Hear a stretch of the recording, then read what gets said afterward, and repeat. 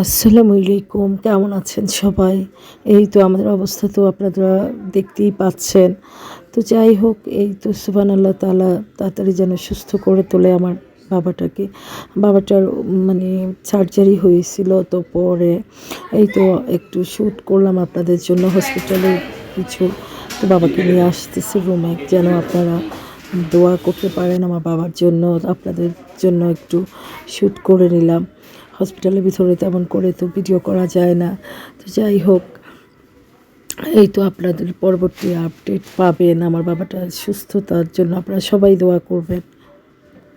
আপনারা আমার ফ্যামিলির মেম্বারের মতো, তাই আপনাদের জন্য একটু একটু ভিডিও করে রেখে আপনাদের কাছে পৌঁছায়া দিই, যেন আপনারা আমার বাবার জন্য দোয়া করতে পারেন। আমার বাবাটা প্রচণ্ড ব্যথা করছিল। তো যাই হোক,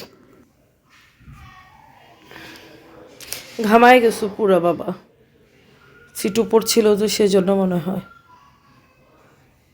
এই তো খুবই মাথা ব্যথা করতেছে, তাই একটু কফি খাচ্ছি। আর আমার বাবাটা স্যালাইন চলতেছে।